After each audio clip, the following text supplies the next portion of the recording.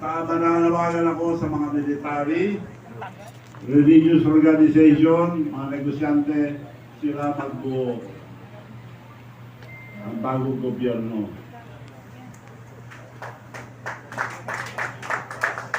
Mga matitino muna, including religious organization, military, and police, sila muna. Alis muna lahat ng politician.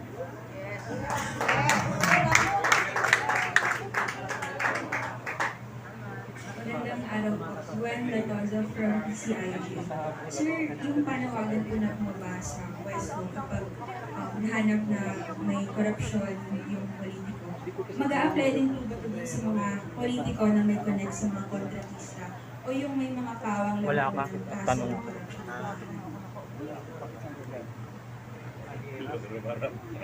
ano nila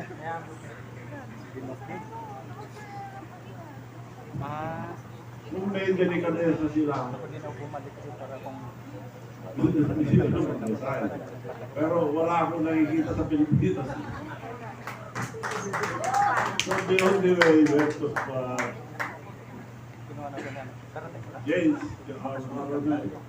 mag-usap-usap ang military, police, mga religious organizations, mga kabataan, and mga sobrang kasi maraming maganda din. Kaya nagkakaroon tayo ng brain drain eh. Diba?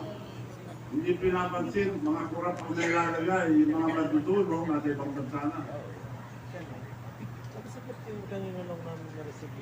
Sir, magandang araw po ulit. Follow up lang po dun sa tanong ko kanina. So, nabanggit niyo naman po na handa po kayong ipa-check po yung mga projects niyo. No? Ngayon po, mayroon din po kaming response from Comelec Chair Garcia po tungkol na po. And last on my part, Gov, sigurado na po ba kayo na unahin sa investigasyon yung Ilocos Norte? How about doon sa Leyte? Ay sa kanyang pinsan na si dating Speaker Romualdez, yung ganitong flood control anomaly. Unahin lang ang Ilocos Norte, tapos punta sila sa Bicol. Thank you so much. Mas marami doon kay Santi po. One last question na po. Hello po, Gov. Hello?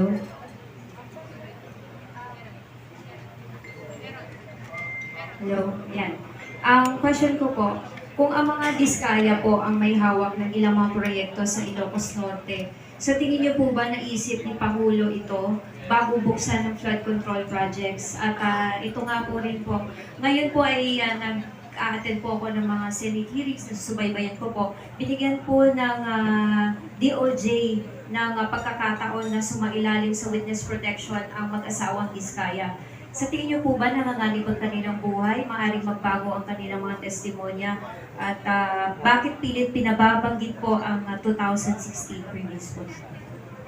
Sila pinakamadaling kumuha. Mahirap po. Nasa construction kami nung araw pa. Mahirap kumuha dahil building yan. Pero kung may connection ka, madali. Sila, ang lakas nila. So, ibig sabihin, may nagpo-protect sa kanila, may nagbibigay. Bali, magbabago po kaya ang kanilang testimonya po with the Senate hearings. Itong mag-asawang Diskaya po.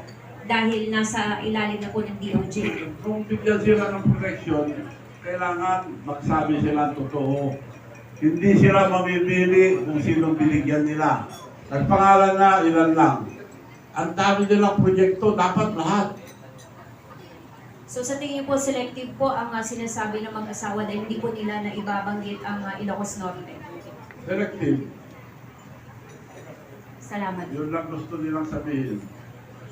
Kaya di dapat protektahan kung gano'n ang system.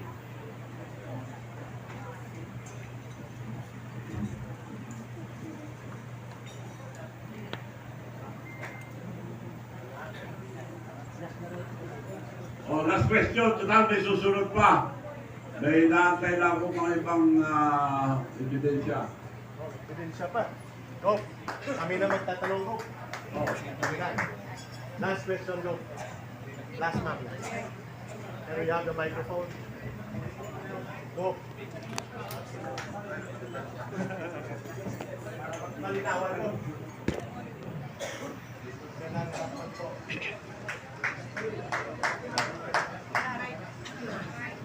Hello. Magandang hapon po, Governor Chavit Singson. Saludo po sa iyong prangka at tapat na pagpapahayag sa sambayan ng Pilipino. And natutuwa po kami bilang mamamayang Pilipino for your courage to face the nation this afternoon. Kasama po ang ating nirespeto din. Although retired na po sila, ng mga matataas na naging general ng Armed Forces of the Philippines, General Delfin Lorenzana, General Hermogenes Espino. Nirespeto po namin ito at bumalik loob kaming mga rebelde sa CPP, NPA, NDF during their time sa panahon ng former president. Kaya nabuhay po si Kay Eric. No. We respect your call that the peaceful revolution against corruption must be led by the youth. Respetado po namin yun, Go. Pero ang direkta naming tanong, malawak din po ang galit ng mamamayang Pilipino sa darating na September 21, ibubuhos po nila ang galit nila. At iba't ibang kulay ng politika, ideolohiya at organisasyon. Subalit iisa po ang common agenda. Tutuligsain at kukondinahin ang malawakang panunumbalik at malubha ng paglaganap ng pandarambong at korupsyon sa ilalim ni Marcos at ni Romualdez. Ano po ang inyong magiging opinyon kung mananawagan ang iba't ibang sektor at mga grupo sa mapayapang pamamaraan, ngunit puno ng paninindigan, ipinapanawagan ang punong kriminal na pananagutan ay dapat magmumula kay Marcos at kay Romualdez kasunod ng paniningil sa kanilang mga tauhan upang magkaroon ng aral ng kasaysayan at karanasan na hindi natin papayagang maulit at manunumbalik at lalaganap lamang ng paulit-ulit by the generations ang korupsyon. And we will be on the streets peacefully. Are you joining, Go? Or are you, what is your opinion? Ako, iba gusto ko, pero yun, at kung yun ang kagustuhan ng karamihan, wala akong objection. So tuloy na ito. Tuloy ang September 21. Tuloy ang paninindigan ng sambayan ng Pilipino. Maraming salamat, Governor Chavit Singson. Salamat po. Maraming po salamat sa inyo na. Ayun. Mangyari po sana mag-antay tayo. Insert ko nila yung pangirian na po natin. Salamat po.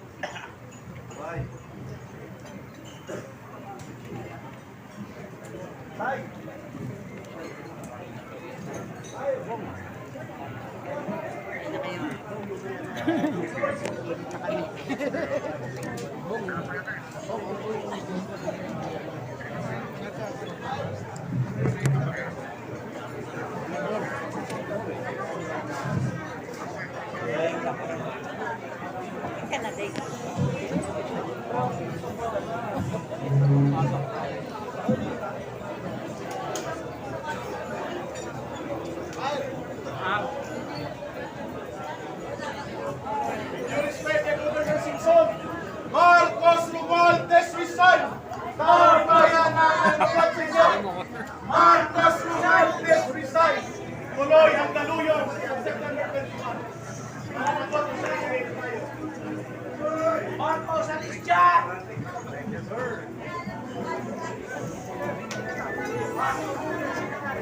Number 21, 8 o'clock, magmaga pa.